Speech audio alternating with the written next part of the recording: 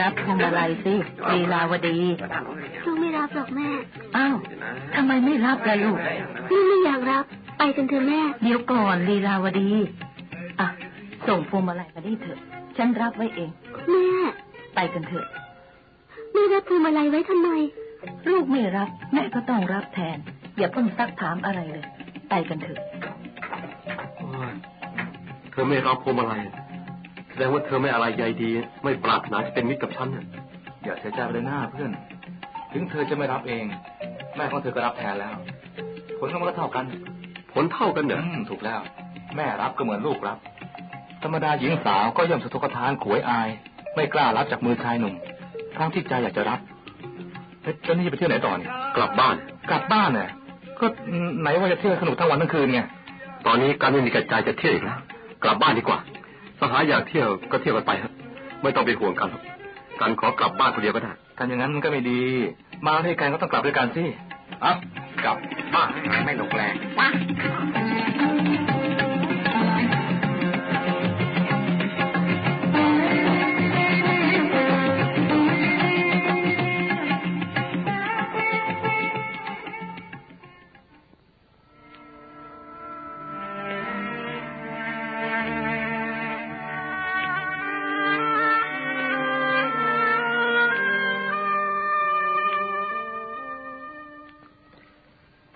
สุวัฒนาลูกพ่อลูกเป็นอะไรไปกลับจากเที่ยวก็เข้าห้องปิดประตูไม่ยอมพูดจาอะไรกับใครลูกไม่สบายหรือเปล่าลูกสบายดีพ่อแม่ไม่ต้องห่วงไม่ห่วงได้ยังไงก็ลูกทำกิริยาอย่างนี้มีอะไรอยู่ในใจก็บอกให้พ่อแม่รู้บ้างสิลูกมีความทุกข์อยู่ในใจความทุกข์อะไรล่ะลูกบอกมาเถอะพ่อแม่จะได้ช่วยให้เจ้าพ้นทุกข์พ่อแม่มีลูกคนเดียวก็อยากให้ลูกมีความสุขเมื่อลูกมีทุกข์อย่างนี้แล้วไหนเลยพ่อแม่จะสุขใจอยู่ได้มีอะไรก็บอกมาเถอะลูกพ่อแม่จะได้ช่วยกันปัดทุกข์ให้ลูกไงลูกตกหลุมรักซะแล้วลูกตกหลุมรักลูกรักใครเธอชื่อลีลาวดีลูกใครล่ะลูกสาวสุมังคละขหบดีลูกอยากได้เธอมาเป็นภรรยาถ้าไม่ได้ชีวิตลูกเห็นจะไม่ยืนยาวต่อไปแน่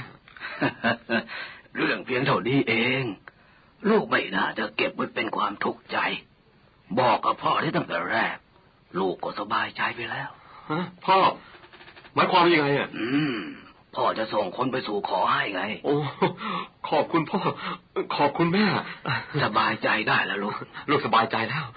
พ่อส่งคนไปสู่ขอลีลาวดีเร็วๆนะฮะพรุ่งนี้พ่อจะส่งพราหมณ์8 คนซึ่งเป็นผู้เชี่ยวชาญประเพณีโบราณและเป็นเชื้อแถวของเราไปสู่ขอ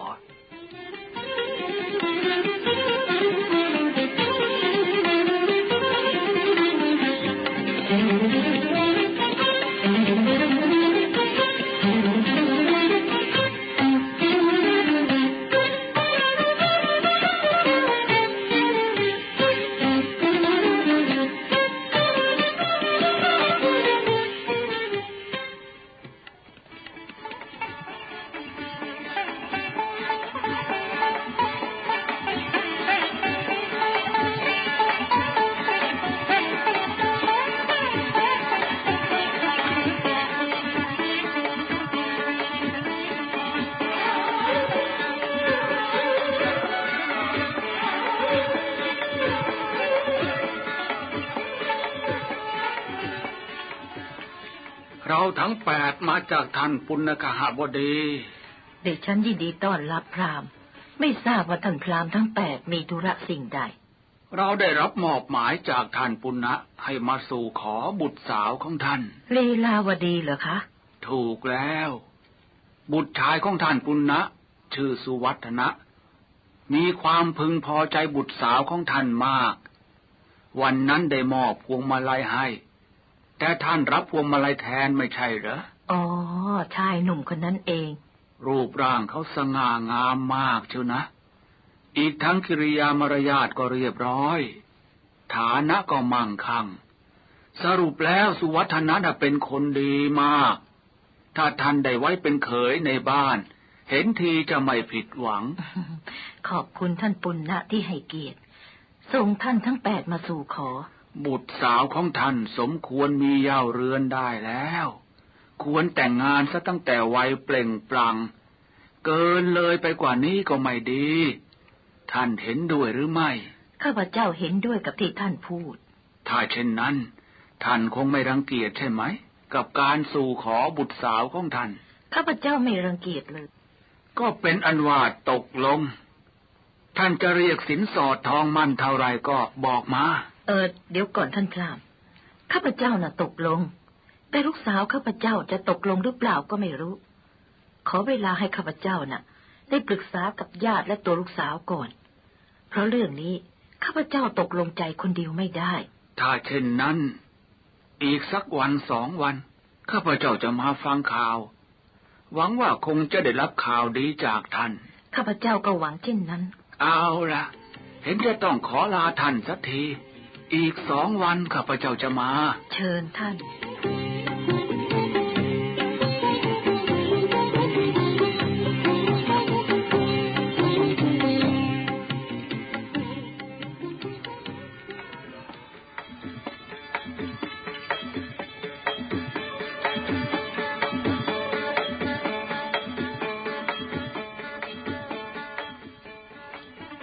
ลีลาวดีแม่อยากให้เจ้านะมีสามีเป็นฝั่งเป็นฝาสักทีแต่ว่าเจ้าอย่าได้คัดค้านเลยตราบใดที่เจ้าไม่มีสามีแม่ก็นอนตาไม่หลับทำไมล่ะแม่ก็เวลานี้เราอยู่กันอย่างไร้ที่พึ่งนะสิลูกเรือน้อยลอยอยู่กลางทะเลทรัพย์สมบัติเรามีมากแต่ขาดผู้จัดการดูแลนับวันก็แต่จะร่อยหรอลงแม่เองก็แก่แล้วจะล้มหายตายจากไปเมื่อไหร่ก็ไม่รู้ก่อนจะตายแม่อยากจะจัดการให้เจ้าน่ะมีหลักฐานซะก่อนเจ้าจะว่ายังไงที่เขามาสู่ขอนี่น่ะลูกเองก็อยากสนองความปรารถนาดีของแม่เหมือนกันแต่ว่ามีอะไรอีกล่ะลูกชายที่จะมาเป็นลูกเขยของแม่นั่นน่ะสิไม่รู้ว่าร้ายดียังไงถ้าเอาคนไม่ดีมาก็เท่ากับเอามาทำลายทรัพย์สมบัติของเราเปล่าๆอ๋อข้อนั้นลูกไม่ต้องวิตกแม่ได้ถามอย่างละเอียดแล้วเขาเป็นคนดีจริงๆพูดถึงวงตระกูลเขาก็เป็นพราหมณ์มหาศาลพูดถึงวิชาความรู้เขาก็เพิ่งสำเร็จการเรียนมาจากทิสาป่าโมกเมืองตักกศิลาแต่ว่าแม่เพียงแต่ได้ยินจากปากพราหมณ์เหล่านั้นเท่านั้นจะไม่ได้รู้จักคุ้นเคยกับตัวจริงเขาเลยเอาเถอะถึงยังไม่รู้จักตัวเขาดีแม่พิจารณาดูฐานะตระกูลเขาแล้วนะก็พอจะเชื่อได้ว่าเขาดีอีกอย่างหนึ่งพวกพราหมณ์ที่มาสู่ขอก็ล้วนแต่เป็นผู้ใหญ่มีคนเคารพนับถือทั่วเมืองคงจะไม่มาโกหกแม่เป็นแน่ตกลงแต่งงานกับเขานะลูกนะดูเขาไปก่อนดีกว่าแม่